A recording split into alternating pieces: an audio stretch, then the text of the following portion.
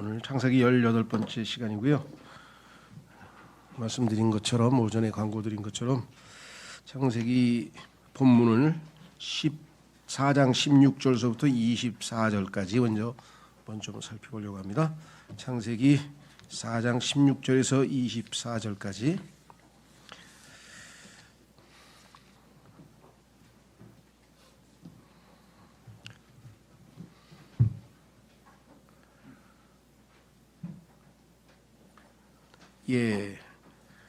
성경의 그 앞부분은 기간이 상당히 길죠. 예를 들면 인간이 타락한 이후로부터 약 대홍수까지 한 1500년 정도의 시간이 흘렀는데도 그 기간을 겨우 한 5장 반 정도로 하나님께서 요약을 해놓으셨어요. 예전에 그런 에피소드가 있는데 한 유명한 모르겠어요, 뉴욕 타임즈인지 런던 타임즈인지 기억이 제가 가물가물한데 약간 신입 기자가 들어와 가지고 기사를 하나 써오라니까 아마 한 10페이지쯤 써왔나 봐요. 그랬더니 편집장이 한다는 소리가 이보게 하나님께서 천지 창조도 성경에 한 장으로 쓰셨는데 뭘 이런 걸 가지고 10장이나 끄적끄적 하면서 그 성경의 그 간결함 어마어마하게 압축되어 있는 그 내용을 언급을 했었다. 이런 에피소드가 있는 걸 보면 성경의 이 초반기에 있는 그 상당한 기간을 하나님께서는 아주 압축해서 인간에게 그런 정보 다 알 필요는 뭐가 있어요, 그렇죠? 누가 그저 유튜브도 좀 이렇게 압축해가지고 그냥 이렇게 한 두 문장으로 이렇게 하면 좀 좋을 것 같아요. 다 모아가지고 기레기는 기레기로 빼고 기레기란 말 아시죠? 요즘에 쓰레기를 기레기라 하는데 왜 그런지 모르겠어요. 싹 빼고 제대로 된 중요하고 필요한 것들로 좀 이렇게 묶어낼 수 있는 그런 거 역할을 누가 좀 안 하나 싶은 생각이. 근데 특히 4장에서 6장까지 우리가 지금 4장을 보고 있는데 굉장히 주목해야 된다. 왜냐?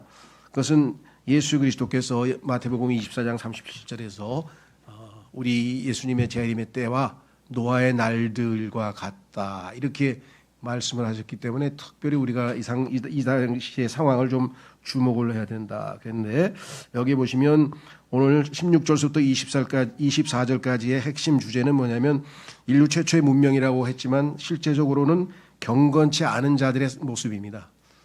그 뒤에 이제 셋의 아들, 셋이 새로 태어나고 그다음에 에노스라고 하는 아들로부터 주의 이름을 부르기 시작했다. 그래서 요거는 이제 경건한 자들의 생활. 여러분들 유다서에 가면은 전혀 에녹에 대한 얘기가 성경에 하나도 없다가 창세기 4장에 있던 에녹이 갑자기 성경의 맨 마지막에서 두 번째 책 65권째 책에 등장하는데 성경 65권째 책은 어떤 의미가 있냐면 하나님께서 하신 말씀을 다 하고 성경의 최종 결론인 66장 즉 66번째 책인 요한계시록을 마무리 짓기 직전에 인류에게 마지막으로 보내는 경고의 말씀이 그 유다서라고 하는 책 한 장에 들어있는데 그 책에는 경건치 아니한 사람들, 그러니까 구원받지 못한 사람들의 삶의 모습, 요즘 말로 하면 라이프 스타일이 한 20여 절에 걸쳐서 하나님이 자세히 써놨어요. 이 땅의 마지막 시대에 경건치 아니한 사람들의 삶의 모습이 써있고 거기에 대비해서 너희 성령이 있는 자들아 이렇게 살라 하면서 한 대여섯 줄에 걸쳐서 구원받은 성령이 있는 자들은 이렇게 살라 마지막에 이렇게 대조를 해놨어요. 그래서 한번 언젠가 유다서를 좀 한번 기회가 있으면 공부를 해야 되겠다. 제 기억으로는 했는지 안 했는지 기억이 잘 안 나요. 그러고 있는 중인데 최근에 미국서 그 책을 하나 제임스 낙스 목사의 책을 구입했더니 유다서 책 한 권이 300페이지야. 유다서는 한 장인데. 그래서 하나님께서 한 장으로 하신 것을 당신이 왜 300장씩 씁니까? 이럴 수도 없고 내가. 그러니까 뭔가 하실 말씀이 엄청 많은 것 같아요. 그래가지고 엄두가 안 나요. 이거. 얼마나 디테일하게 썼길래. 근데 이게 의미는 굉장히 있죠. 왜냐하면 하나님께서 성경 최종 결론을 내기 직전에 뭔가 이 경건한 자들과 경건치 않은 자들을 대조하고 있는데 오늘도 지금 앞부분에 먼저 경건치 아니한 자들이 나오고 뒷부분 5장에 가면은요. 정말 신기한 얘기가 나와요. 거기에 보면은 뒷페이지 한번 넘겨보십시오. 저기 여러분들 가지고 있는 그 교재의 뒷부분에 보면은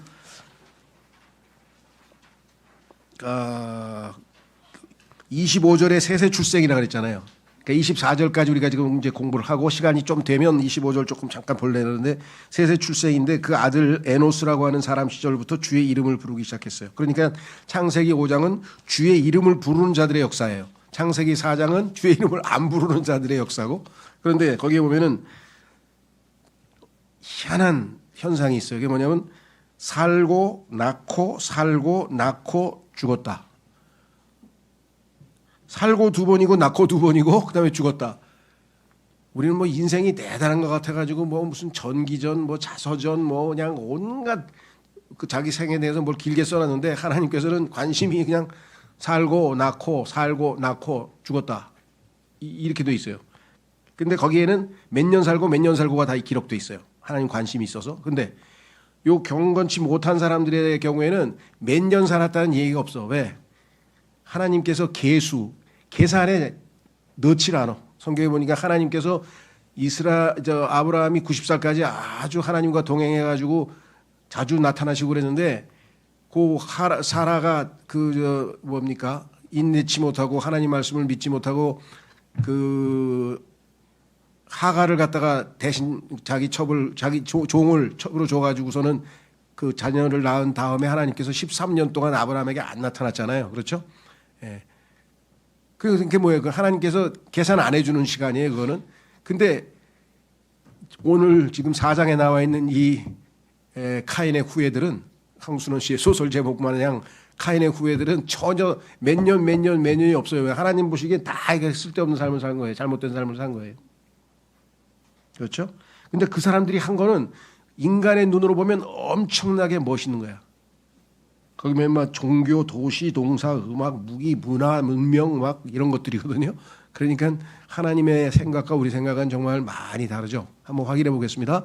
누가복음 16장 한번 찾아보겠습니다. 이거 기억이 맞나? 누가복음 16장.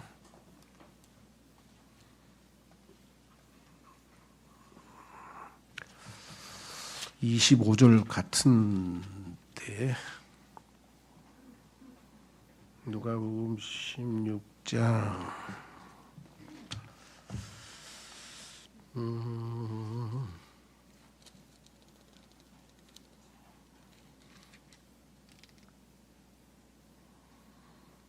사람에게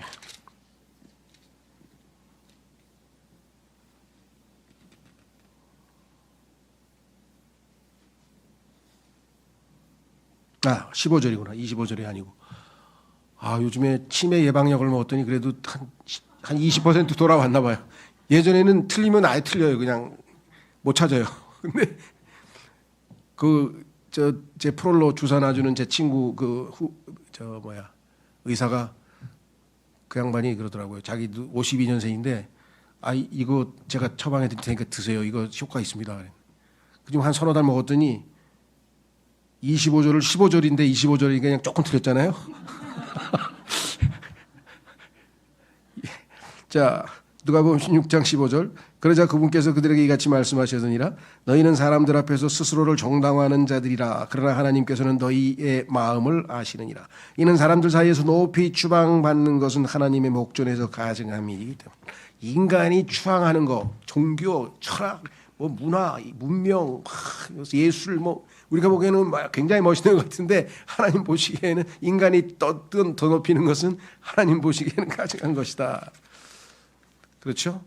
예술하는 사람일수록 도덕적 관념이 거의 없어요. 자유분방해. 그렇죠?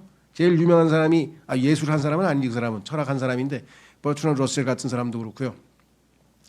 하여간 그런 사람들이 이 자기의 어떤 기준에 따라 살지 절대로 하나님의 말씀에 따라 살지 않습니다.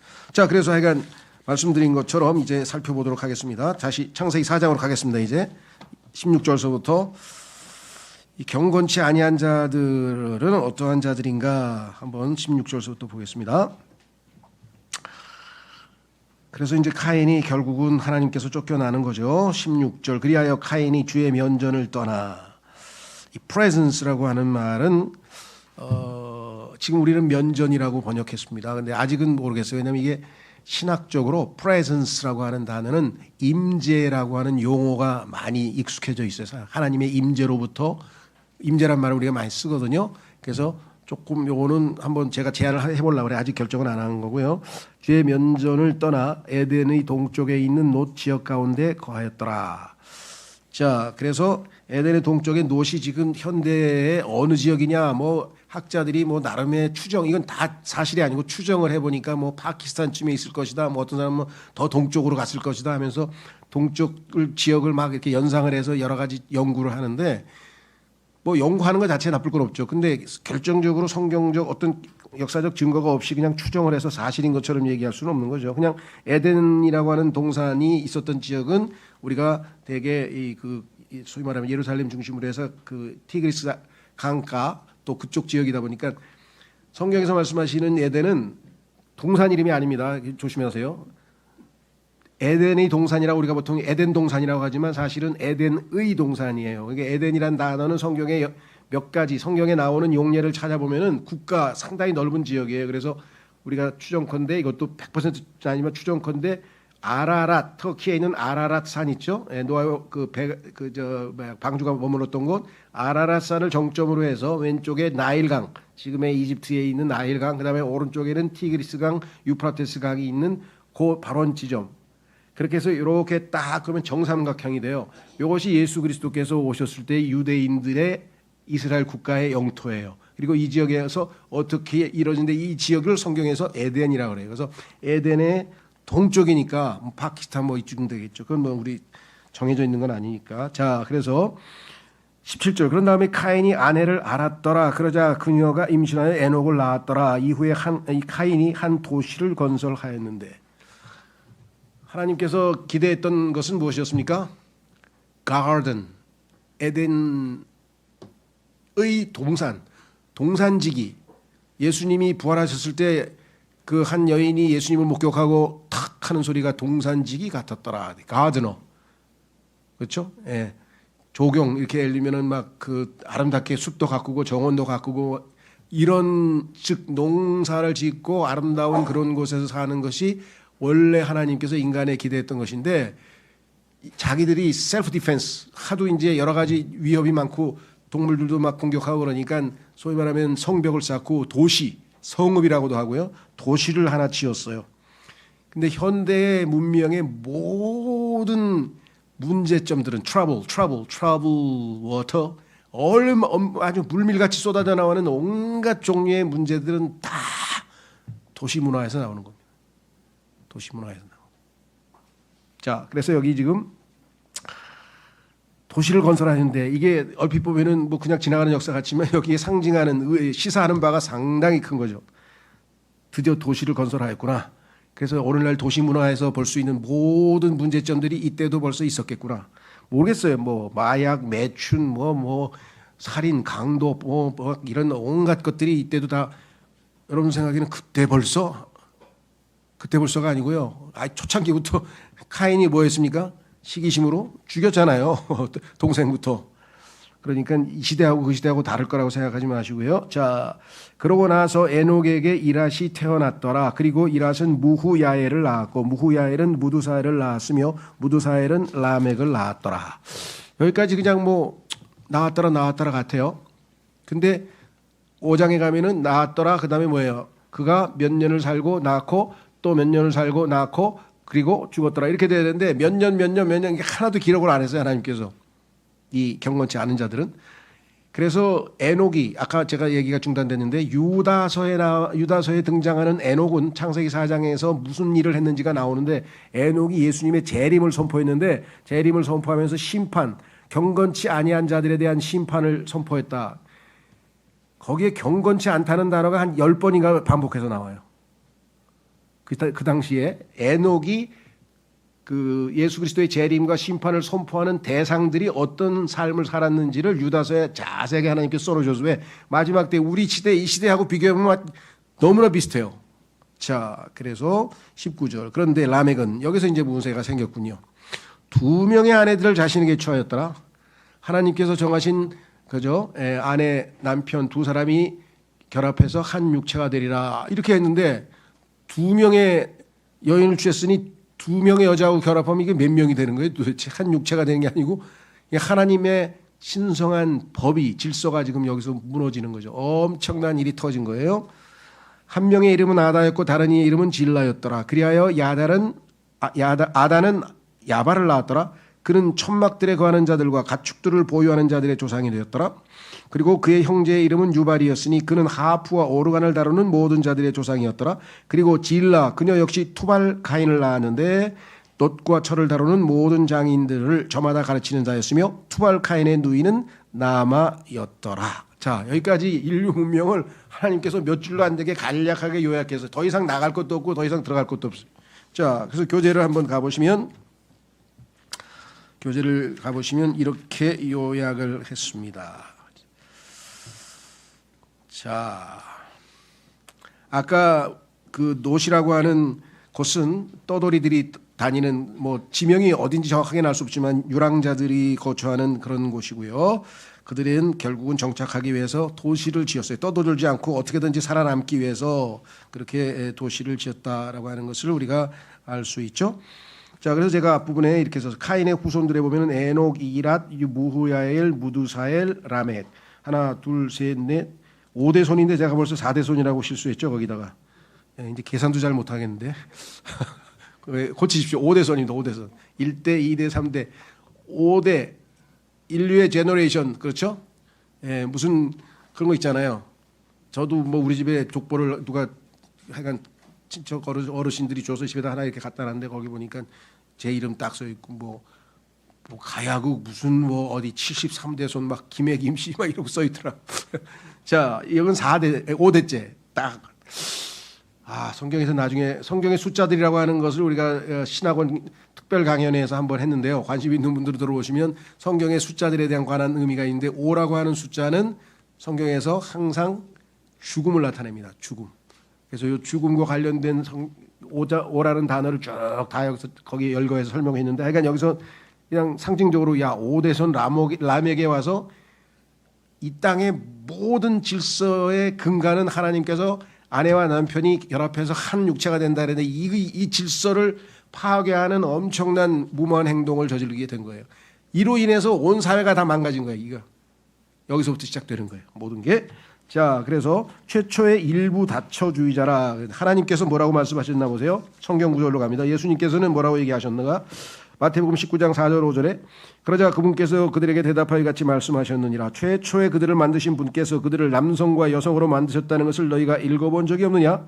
또한 말씀하시기를 이런 까닭에 남자가 아버지와 어머니를 떠나서 그의 아내와 결합하리니 그들 두 사람은 하나의 육체가 되리라 하신 것을 너희가 읽어본 적이 없느냐. 아내와 남편 한 사람 한 사람 해가지고 일부일처제로 딱 하나님이 질서를 잡아놨는데 이 하나님의 법을 아주 무너뜨린 사건이 터졌죠.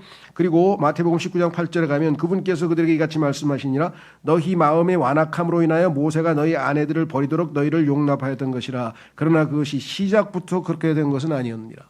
아, 성경에 보니까 하나님께서 살던 여자 마음에 안 들으면 그냥 이혼장 써가지고 내보내라고 성경에 써 있던데요. 또 구약은 잘 알아가지고 그랬더니 예수님께서 그래 하나님께서 마지못해 허락했어. 왜? 하나님이 그렇게 허락 안 하시면 그 여자의 인권을 누가 보호해 주겠냐 이거야. 이혼장이라도 썼으니까 법적으로 이 여자는 이제 이건 들고 딴 남자하고 정상 법적인 보호하에 다시 재혼할 수 있지만 만약에 하나님께서 그거 허락하지 않았으면 넌 어떻게 했어? 저쪽에 가서 땅 파가지고 몰래 묻어버렸을 거 아니야. 그리고 새 장가 가려고. 이런 나쁜 놈들아. 이해가 되시겠어요? 하나님께서 왜 허락하시니까 처음부터는 아니야. 근데 너희들이 하도 악하니까 하나님께서 원치는 않지만 할 수 없이 허락은 해주셨다. 이 세상에서 일어난 일 중에 상당수는 하나님이 허락하신 거예요. 그러나 하나님이 원하시는 건 아니야. 이걸 잘 아셔야 돼요. 자, 그래서 여기서 지금 처음부터는 아니다. 마태복음 24장 37, 38절에 다만 노아의 날들이 그리하였던 것 같이 인자가 오는 건 역시 그러할 것이라. 예수님 올 때에도 뭐 일부 다처제는 말할 것도 없고 남성과 여성으로 하나님이 창조하셨다고 하더니 그게 무슨 소리야. 지금 저 성들이 뭐 제3의 성, 제4의 성, 제5의 성 막 성들이 몇 개인지 모르겠어요. 지금 분명히 염색체는 남성으로 나왔는데 여자라 그래가지고 이번에 올림픽 가서 권투에서 다 때려 눕히고 금메달 딴 여자 있잖아요. 근데 여자인지 남자인지도 몰라. 그리고 검사하지 않으니까 검사 안 한대. 왜 인권을 막 무시하냐고. 분명히 Y 염색체가 있어서 남자인데 검사는 안 하면서 여성이라고 주장해가지고 여자권 투시합에 나가서 여자들 다 때려 눕히고 금메달을 딴 무시무시한 여자들이 2명이 나타났는데 따옴표죠. 여자가 아니지. 여자라고 주장하는 건데 그 여자들의 염색체를 검사하려고 했더니 인권을 탄압하니 뭐 인권을 무시한다. 그 여자들을 의심한다 그래가지고 야 그게 IOC의 결정이에요. 지금 세상이 어떻게 돌아가는지 한번 생각해 보세요. 그래서 마귀의 lawlessness, 무법천지. 그렇죠? 왜? 하나님은 lawgiver, 창세기 49장에 법을 주시는 분인데 하나님은 법을 주시는 분인데 그 법을 다 무력화해가지고 법 자체가 없어. 지금은 세상에 있는 법을 다 엉망진창으로 만드는 걸 말할 것도 없고요. 인간의 모든 활동에서 법이 없어요. 법. 예를 들면 음악에도 법칙이라는 게 있어요. 그렇죠? 그래서 화성이라는 게 있고 그래서 아름다움이 있는데 이거는 법칙이 없어. 악보도 없어. 악보도 안 보고 막 지휘를 해. 뭐 무슨 레오나르도 버른스타인이 누군지 하여간 그다음에 그림도 이쪽에서 빛이 비치면 여기는 환하고 여기는 어두워야 되는데 이런 이것도 안 지켜. 그리고 멀리 있으면 작게 보이고 가까이 있으면 크게 보여야 되잖아요. 그것도 안 지켜. 그 사람 코는 2개인데 막 3개, 4개를 붙여놨어 피카소가. 그 법이고 뭐고 다 필요 없대. 저는 이제 문학을 했으니까 소설로 가면 이건 또 기이한 현상에 평범하게 아름답게 쓰면은 이건 아니고 그냥 괴이하게 괴팍하게 써야지 뭘 상을 타요. 그래가지고 막 대화를 하는데 뭐가 이상해 안 끊겨 이게 뭔 소리라는 거지? 그랬더니 거기에다가 따옴표를 2개 치면은 요거는 죽은 아버지의 음성이야. 그러니까 자기 머릿속에 죽은 아버지의 음성이 슬쩍 지나갔는데 지가 말한 것처럼 막 연결이 되는 거예요. 그러니까 작가가 장난질, 자기의 창의력이라고 해야 되나. 이건 좋은 의미에서의 창작력은 아니겠죠. 어쨌거나 그런 장치를 넣어가지고 막 우리도 그렇잖아요. 그다음에 웃기고 슬픈 우푼이라 그러죠. 우푼. 요즘에야 뭐 우푼이라 그러면 하도 얘기를 들으니까 웃기고 슬픈가 보다 그러는데 이런 단어를 그냥 소설에다 막 집어넣어놨으니까 도대체 읽어도 읽어지겠습니까 그게? 그러니까 소설에서도 일상 대화에서도 그다음에 뭐 문학에서도 모든 면에서 법을 주시는 분에게 반역하는 스피릿이 지금 있는 거예요. 이걸 성경에서는 불순종하는 자들 안에서 역사하는 영이 있지 않고는 전 세계 모든 자들의 하나님의 질서를 이렇게 한꺼번에 무너뜨리려고 할 리가 있겠습니까? 그러니 법을 주시는 분이 그 법대로 하시기 위해서 다시 오셔서 모든 것을 심판하실 날이 있을 수밖에 없다. 그렇죠? 자, 그래서 여기에 보시면 뭐라고 되어 있나? 야발이야. 이름이 야발. 야발이라고 하는 이름을 가진 아들이 태어났는데 이 사람은 우유와 스테이크 생산업자라고 제가 써서 다시 말해 목축. 사람들에게 아주 이제 맛있는 고기 그다음에 뭐 샌드위치 막 온갖 뭐 그다음에 요즘에 뭐 스페니시 하몬이라 그러죠. 하몬도 만들어주고 그냥 막 온갖 하여간 맛있는 이런 걸 해가지고 풍요롭게 하는 것. 다음에 2번째 유발이라고 하는 이름을 가진 사람이 나타났는데 이 사람은 음악가들의 조상이죠. 자 여기서 지금 음악의 역사가 왜 갑자기 태어났냐? 성경에 따르면 마지막에 이 적그리스도가 경배받을 때 막 전 세계 최고 오케스트라들이 다 동원돼 가지고 그냥 빰빠레를 이제 울려 퍼지는데 그게 다니엘서에 벌써 예표로 나와 있어요. 그렇죠. 그래서 음악이라고 하는 것은 원래는 하나님을 경배하기 위해서 쓰인 수단이에요. 그런데 이걸 마귀를 경배하는 것. 성경에 인간은 진화한 게 아니라 타라 그래도 퇴보했죠. 퇴보. 그래서 하나님께 경배하고 하나님의 이름을 부르던 자들이 퇴보해서 계시록 13장 9절인가 나오죠. 그들이 용을 경배하더라. 용을 신으로 경배할 때가 되면 이게 마지막 끝으로 계시록에 등장하잖아요. 자, 그러면 여기 음악에 대해서 시편 95편 1편에 보면 오라 우리가 주께 노래하자. 원래는 주께 노래하도록 돼 있어요. 여러분 잘 아시는 어디야? 욥기 38장인가요? 보시면은 이 하나님께서 천지 창조를 너무나 아름답게 해가지고 그냥 그 하나님의 아들들이 막 소리를 치면서 막 경배하면서 막 이런 장면들이 나오잖아요. 그러니까 하나님께 경배하기 여기서 나와 있죠. 주께 노래하라 돼요. 그렇죠? 찬송가는요 내가 기분 좋으라고 막 흥얼거리는 게 아니라 대상이 있어요. 주님께 노래하는 거예요. 주님께 찬송하고 주님께. 근데 지금 있는 이 세상의 노래들은 자기 흥에 아주 겨워가지고 자기 즐겁게 하려고 뭐 이런 것들이죠. 자, 그래서 우리가 우리의 구원의 반석을 향하여 즐거움으로 충만한 환성을 지르자. 이게 원래 노래가 존재하는 목적이고요.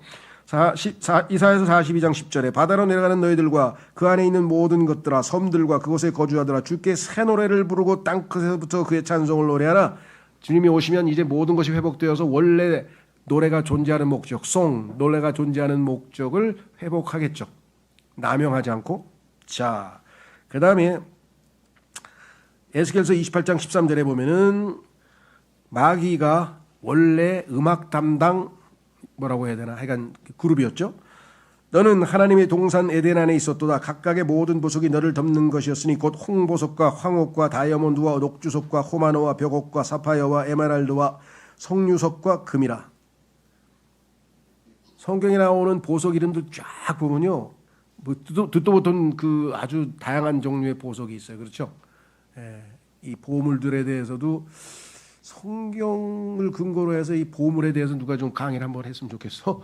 어떤 보물에 대해서 이렇게 그죠? 그것도 흉배에다 붙이는 보물서부터 시작하죠. 하나님께서 계시록에도 보물 얘기가 많이 나오고 그래요. 자, 우리 교회는 보석 뭐 이렇게 하시는 분 안 계시죠? 자, 내가 창조되던 날의 마귀입니다. 이게 루시퍼죠. 너의 작은 북들과 너의 관악기들의 작품이 너의 안에서 예배되었도다. 소위 말하면 하나님께 경배드리는 오케스트라, 그죠? 의 지휘자가 이 마귀였어요, 원래. 자, 그래서 음악의 역사를 성경을 통해서 간략하게 한번 요약해 보겠습니다. 왜? 오늘날 전 세계에서 가장 영향력 있는 인간의 활동 첫 번째가 뭘까요? 그게 노래예요. 우리나라도 BTS 하나 가지고 뭐 먹고 살잖아요, 지금 그냥. 어딜 가든지 대한민국이 그냥 자랑스러워, 그냥 저 한국 사람인데, BTS 나라에서 오셨어요? 막 그런다는 거야.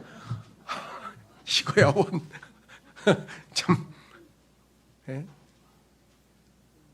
그 노래가 갖는 힘, 여러분, 뭐 더 이상 제가 길게 얘기할 것도 없겠죠. 그렇죠? 자, 그래서 여기 보시면, 원래 음악의 역사는 홍수 이후에 출애굽기 15장에 처음 성경에 등장합니다. 그 중간에는 노래에 대한 얘기가 성경에 기록이 없는데요. 자, 뭐라고 되어 있나 보세요. 출애굽기 15장 1, 2절에 그때 모세와 이스라엘 자녀들이 이 노래로 주께 노래하고, 출애굽 이후에 하나님께 너무 감격해가지고 하나님께 막 경배와 찬송을 부르는데 고하며 이같이 말씀드렸더라. 내가 주께 노래하리니 그분께서 영광스럽게 승리하셨기 때문이라. 이럴 때 노래를 부르는 거예요. 그분께서 그 말과 글을 탄 자를 바닷속에 내 던지셨도다. 주께서는 나의 힘과 노래시니 그분께서 나의 구원이 되시는도다. 그분께서는 나의 하나님이시니 내가 그분께 거처를 예비할 것이요 나의 조상의 하나님이시니 내가 그분을 크게 높이리로다. 이렇게 하나님께 부르던 찬송 노래가 갑자기 우상 숭배하면서 부르는 음악으로 타락해버렸어요. 그게 출애굽기 32장이죠. 거기 보시면 출애굽기 32장 18절에 그러자 그가 말하기를 그것은 승전으로 인하여 감성을 지르는 자들의 음성이 아니요 정복을 당하여 울부짖는 자들의 음성도 아니니라. 다만 노래하는 자들의 시끄러운 소리를 내가 듣노라 하였더라. 이게 무슨 소리냐? 모세가 하나님의 명령을 따라 시내산에 올라가서 율법을 받아가지고 이제 내려오는데, 내려오는 도중에 보니까 기다리라고 했던 그 이스라엘 백성이 저쪽에서 진영에서 그냥 막 소란스러운 소리가 들려가지고 사람들이 옆에 있던 그가 말하기를 야, 이거 전쟁 난 거 아니에요? 전쟁 난 거 아니에요? 하고 했더니 모세가 전쟁 난 게 아니고 저기서 모여가지고 우상에게 지금 찬송하고 노래 부르고 앉았어. 그게 판단을 딱 내리고 이제 화가 이렇게 나가지고 그냥 가서 율법을 내 던졌잖아요. 율법을 건네주기도 전에 율법을 다 깨트렸어? 내가 먼저 깨트려 줄게. 확 내 던져가지고 다시 두 번째 또 올라오라고 하나님이 말씀하셨죠. 네. 그러니까 율법을 받기도 전에 깨트린 사람이 이스라엘 사람이에요. 그런데 무슨 율법을 지켜서 구원을 받는다고 밤낮 율법하고 앉았어.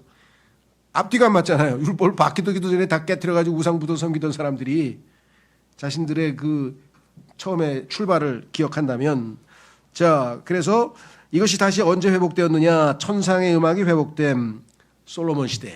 예수 그리스도를 예표하는 솔로몬 시대에 태평성대가 있고 거기에 이제 예수님이 등장하실 때 찬양대가 이제 경배하는 그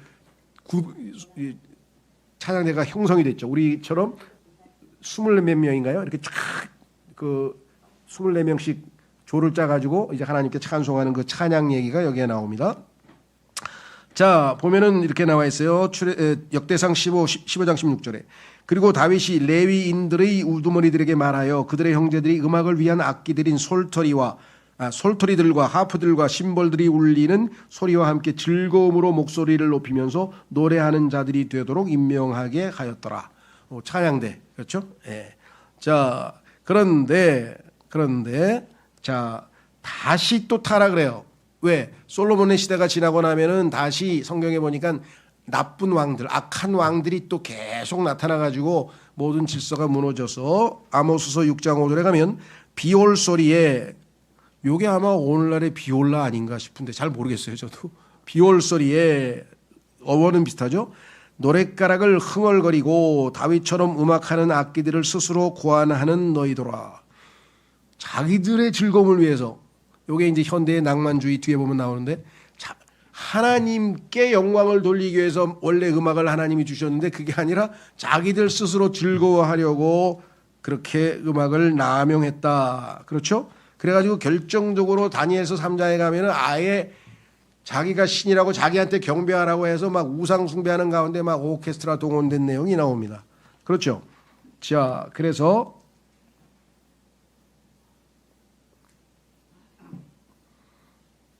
다니엘서 이게 뭐야? 11장 5절 아니고 이건 놔두고요. 예. 여러분들 다니엘서 3장에서 그 장면은 다 아시죠? 상당히 내용이 길어서 뭐 하여간 그 우상 숭배에 다시 음악이 사용되었다. 이건 잘 아시니까. 자, 그다음에 음악의 역사에 있어서 그 다니엘서 3장에 보면은 모든 종류의 음악들이란 용어가 나와요. 모든 all kinds of music. 그러니까 막 정말 요즘쯤 오케스트라가 동원된 거죠. 그다음에 6번째 보면은 포로로 잡혀간 바비론에서 애가가 들려요. 슬픈 노래, 나라를 잃어서 하나님 앞에 벌 받고 그냥 애곡하는, 애통해하는 노래를 부르죠. 애절하게 부르는 그런 노래들 있잖아요. 막 정말 글쎄 뭐 이태리 작곡가 중에서 그 예레미야에 관련된 히브리 노예들의 노래인가 뭐 그런 거에 관한 연구도 있어요. 그러니까 얼마나 슬프게 이 나라 빼앗긴 것에 대해서 애곡하면서 불렀느냐 해서 그 히브리 노예들의 노래라고 해서 이태리 작곡가가 뭐 작곡한 노래도 있고 그래요. 그러니까 하여간 이 시대에는 슬픈 노래가 또 많이 나왔겠죠. 자, 그래서 우리는 이제 예수 그리스도 시대에는 그러면 음악은 어땠는가? 그건 찬양이죠. 다락방에서 찬양이 들려옴.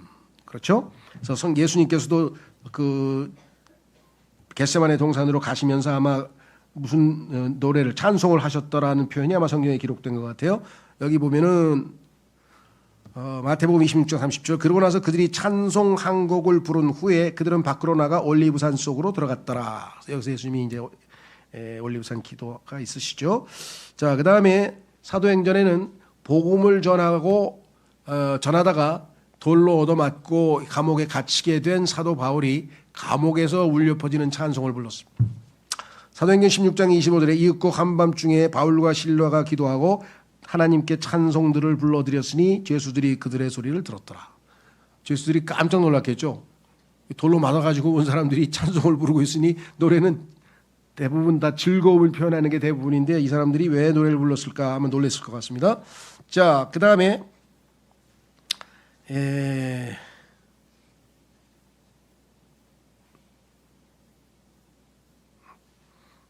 9번에 자, 성도들이 시들, 찬송가들, 영적인 노래들로 주님을 찬양함. 이거 한번 찾아보겠습니다. 성경에 그리스도인들이 부르는 찬송에 대해서 3가지 종류로 기록을 해놓으셨는데요. 골로새서 한번 가보겠습니다. 3장인가 기록되어 있는 걸로 기억하는데 골로새서 3장.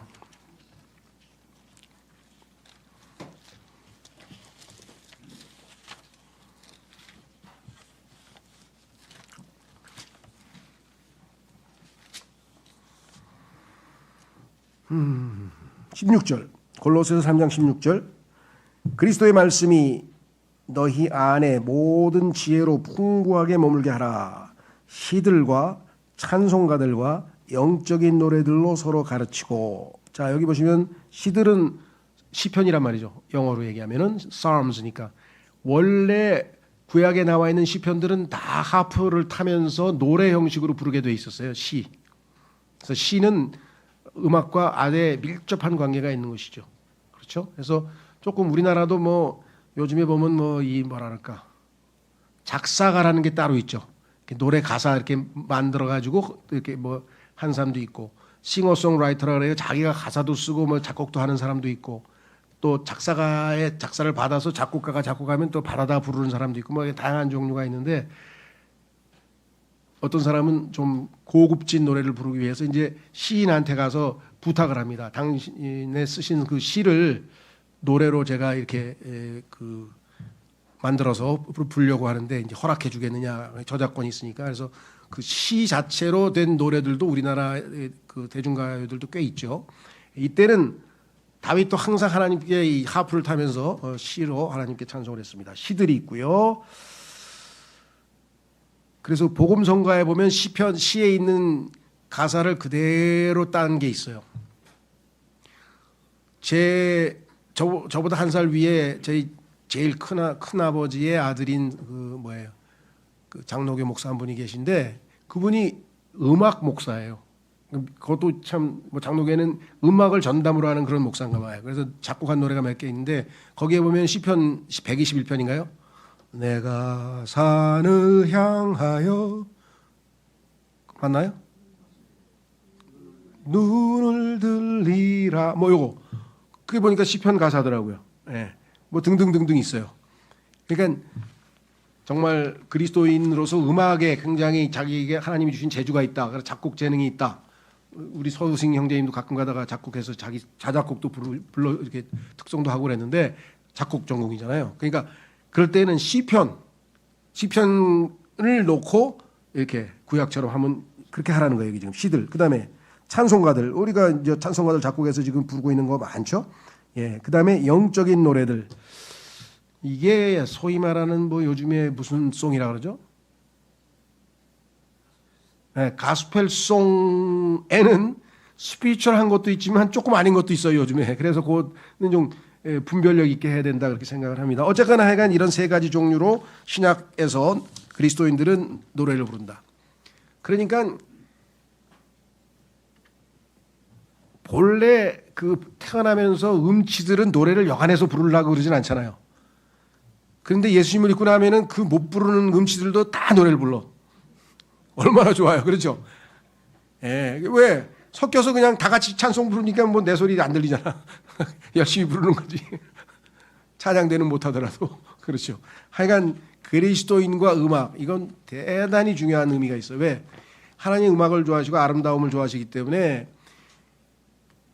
수천 개가 있습니다. 이런 노래들이. 뭐 셀 수도 없어요. 가스펠송까지 다 치면. 그렇죠. 근데 이제 막 불교 막 이런 데서도 막 찬불가를 만들어 가지고 이제 흉내내기 시작하는 거예요. 전 세계 어딜 가도 한 사람에 대해서 이렇게 찬송하고 또 찬송가가 많은 분은 예수 그리스도 한 분밖에 없어요. 왜? 그분을 보면 찬송을 안 하고는 못 견디는. 그렇죠. 예. 자, 그래서 찬송에 대한 역사, 그 다음에 짤막하게 음악에 대한 역사 좀 살펴보려고 합니다. 요 음악이 요즘에 소위 말하면 그 음악사를 보면 고전주의, 낭만주의, 근대주의, 뭐 자연주의 이렇게 해서 이제 그 차조들이 있는데 제일 중요한 건 고전주의입니다. 고전주의 우리가 잘 아는 뭐 바흐라든가 하이든, 모차르트 이런 사람들의 음악을 들으면 뭔가 차분해지면서 뭔가 이렇게 정말 정서적으로 안정이 되고 좋잖아요. 그래서 이게 그냥 증명이 돼 있어요. 요런 음악을 틀어주잖아요. 그러면 뭐 저 송아지들도 그렇고 막 저 돼지들도 그렇고 그냥 낙태도 안 하고 새끼도 잘 낳고 아주 막 착해지고 다. 짐승들이 이런 음악 들으면 아주 훌륭하게 행동을 해요. 근데 그냥 막 우다당하고 그냥 뭐랄까 락앤롤인지 뭔지 들려주면 뭐 낙태율도 높아지고 막 엉망진창이 됩니다.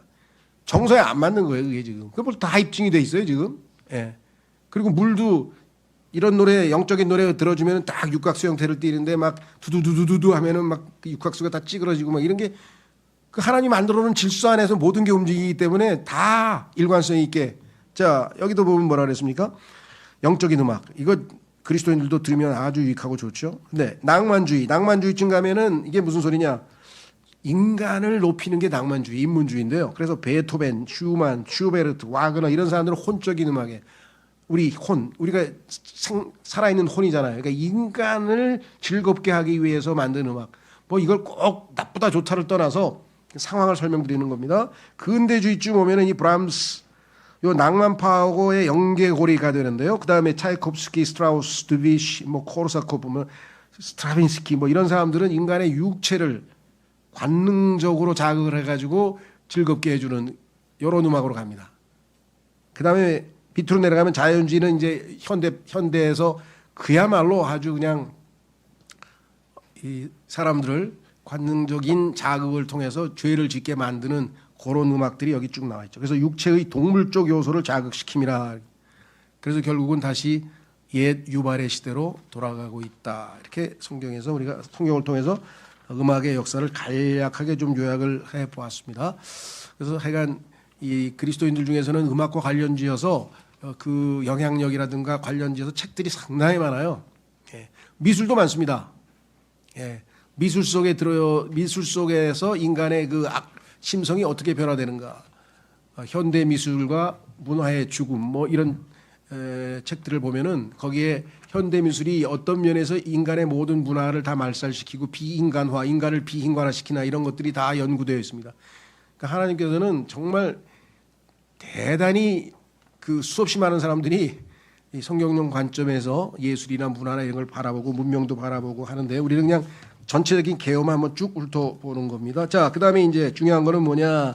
세 번째 아들 이름이 나와 있는데 이 사람이 투발카인이에요. 투발카인인데, 자, 야발, 유발, 투발. 그 다음에 아버지 이름까지 갖다 붙였는데 카인이라고. 성경에는 창세기부터 계시록까지 쭉 찾아보면 놋이라고 하는 이 금속은 항상 하나님의 심판을 나타냅니다. 놋은 하나님의 심판. 여기 성경의 몇 구절만 좀 살펴보겠습니다. 출애굽기 27장 3절에서 5절 보면 그리고 너는 그의 제들을 받는 그의 제바지 판들과 또 그의 부삽들과 그의 대야들과 그의 고기 갈고리들과 그의 불판들을 만들지니 너는 그것의 모든 기물들을 놋으로 만들지니라. 제물은 여기에 태운다는데요. 처음에 제단에서 제물을 태울 때 그것은 지옥불을 상징하는 거거든요. 그래서 지옥의 심판을 받아야 될 자들이죠. 근데 우리가 받아야 되는데 그 짐승에게 손을 얹어서 짐승이 다 우리의 죄들을 다 뒤집어 썼으니까 짐승을 지옥불에서 태우는 게 바로 그게 제단이에요. 번제단. 그걸 다 놋으로 만든 이유가 있겠죠. 심판 상징한다고. 4절 그리고 너는 그것을 위하여 놋으로 격자망을 만들지니 너는 그 그물 위에 4개의 놋고리들을 만들되 그것의 모서리들 4개에 만들지니라. 그리고 너는 제단의 외곽 아래에 격자망을 밑으로 달아 그 그물이 제단의 한가운데서 평평하게 되게 할지니라. 번제단을 지금 설계도를 말씀으로 설명하고 있는데 거기에 놋제단이 반복해서 나온다는 사실을 알 수 있고요. 그 다음에 그리스 제국이 알렉산더 대왕, 소위 말하면 적그리스도를 예표하고 있는 알렉산더 대왕의 그리스가 성경에서 형상이 있죠. 그 느부갓네살이 본 꿈에 나타난 그 형상 중에서 놋에 해당됩니다. 오 왕이여 당신께서는 왕들의 왕이시니이다. 이는 하늘의 하나님께서 당신께 왕국과 권세와 힘과 영광을 주셨기 때문이다. 그래서 성경에 보니까 처음에 느부갓네살, 그다음에 메데파사, 그다음에 그리스일 때 그리스에 해당하는 그것이 놋 부분에 해당되는 것이겠죠. 자, 금, 은 이렇게 내려가죠 밑으로. 자, 그다음에 로마, 다시 말하면 예수 그리스도를 십자가에 못 박은 제국, 그 황제가 바로 로마 황제인데 이 로마를 상징하는 것이 바로 철입니다. 철.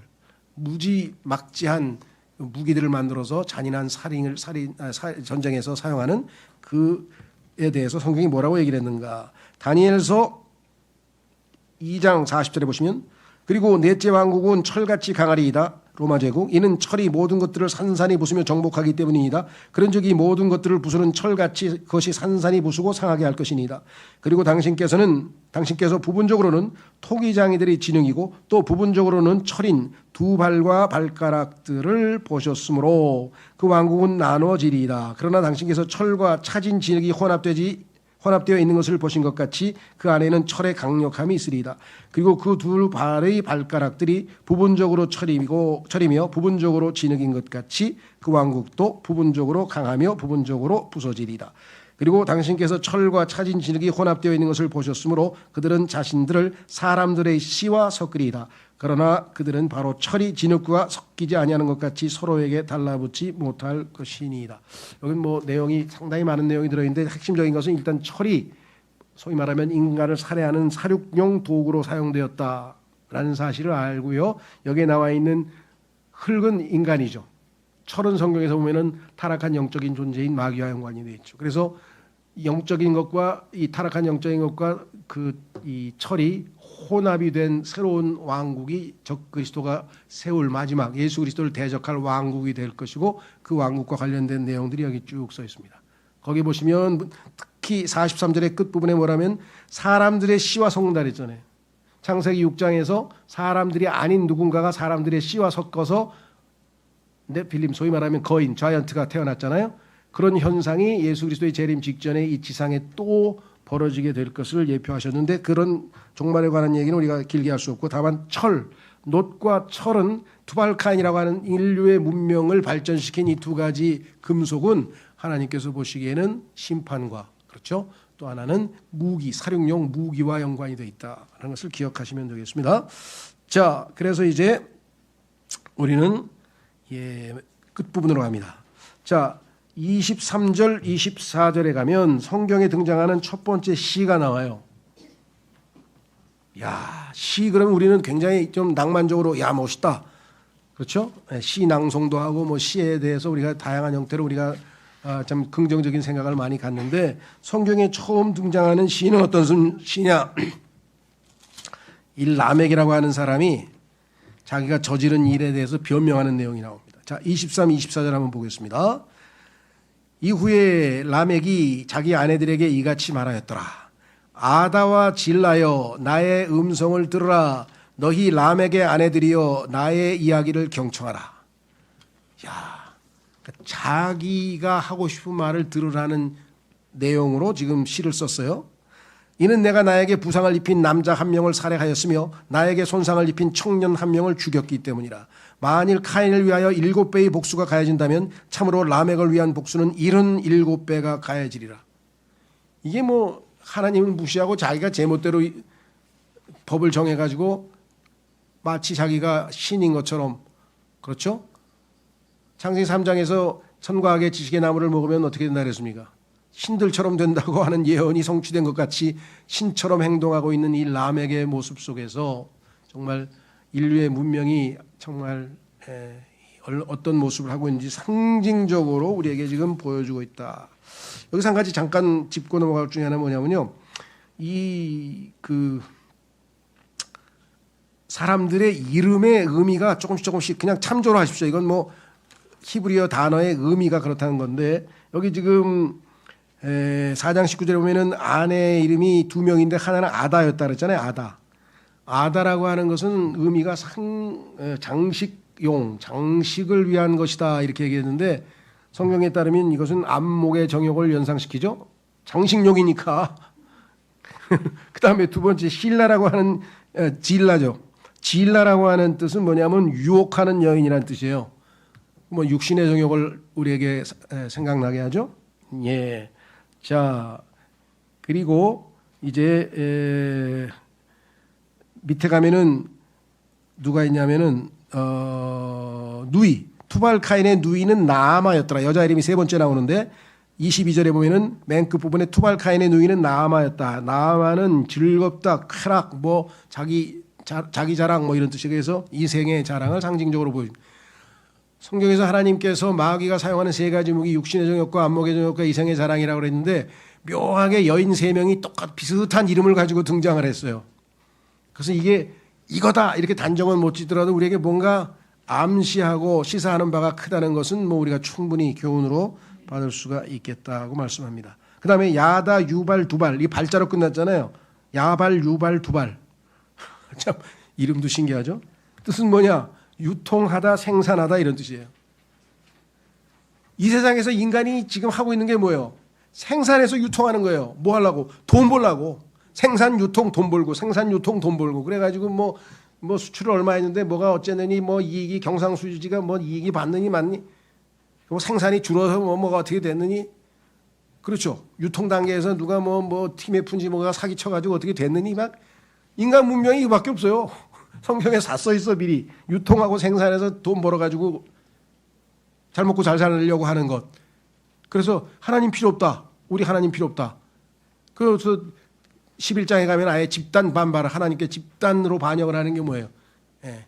하나님 필요 없어. 하나님 필요 없으니까 우리끼리 하겠습니다. 그래서 자신의 인간의 이름을 드높이기 위해서 만든 그 바벨탑 사건이 지금부터 뭐예요? 인간의 마음속에서 결론을 향해서 계속 지금 진행 중인 그런 과정입니다. 자, 재미있는 거는 이 시가 그 부제가 붙어 있는데 부제라기보다는 사람들이 이 시를 뭐라고 부르냐?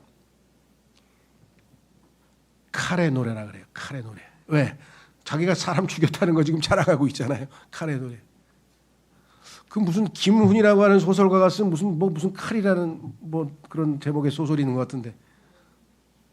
그렇죠. 여러분들은 뭐 잘 안 읽으니까 저도 뭐 세상에서 하도 똑똑하고 뭐 자꾸 신문에 이렇게 나오니까 보는데 뭐 불의 칼인지 칼의 불인지 그런 소설 제목이 있는 것 같아요. 칼의 노래라는 제목이 붙어 있어요. 그래서 인간의 독립과 능력과 복수심을 찬양하는 거야.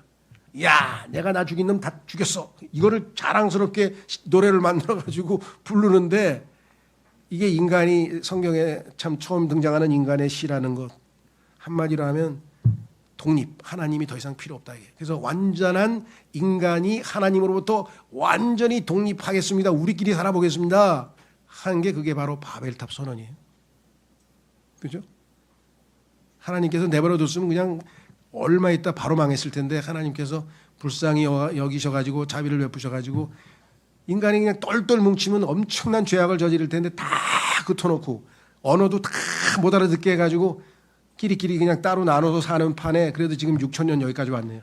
그 덕에 우리가 태어난 거예요, 사실은. 아니면 인류의 문명은 이미 다 끝나고 말았죠. 그렇죠? 예, 지금도 뭐 무슨 북대서양 조약 끼고 뭐 원조약 끼고 자꾸 뭉치려고 그러는데요. 여러분들 유럽이 지금 EU라고 하는 그 유러피언 유니언 연합이 만들어지는 게 제일 처음에 뭐로부터 시작인지 아세요? 유럽 철강 동맹에서 시작된 거예요. 유럽 철강 동맹. 여기 철 나오잖아요. 철 만드는데 우리가 모여서 함께 만들어가지고 생산가도 낮추고 우리가 유럽이 세계를 장악하려면 무기 시장을 장악하려면 철강을 우리가 함께 좀 단가도 낮추고 해야 된다. 이래가지고 시작된 게 오늘날 EU까지 간 거예요. 여러분들 유럽 EU의 역사를 보면. 성경을 통해서 우리가 역사를 조망하면 정확하게 가는 방향을 우리가 알 수가 있겠죠. 자, 그래서 우리는 이제 오늘은 여기까지만 하고요. 다음 시간에 이제 우리 이 새로운 이들과는 달리 주님의 이름을 부르고 이제 하나님 앞에서 경건하게 올바르게 살고자 하는 사람들의 역사를 간략하게 다루고 있는 것이 5장입니다. 그냥 5장은 뭐 몇 년 살다 뭐 낳고 샀고 막 이러니까 좀 뭔가 그런 것 같지만 사실은 그 안에 뭔가 우리가 배울 교훈이 있는 것이죠. 예, 다음 시간에 다음 주인가요? 우리 창세기 5장으로 넘어가 보도록 하겠습니다. 잠깐 기도하고 마치겠습니다.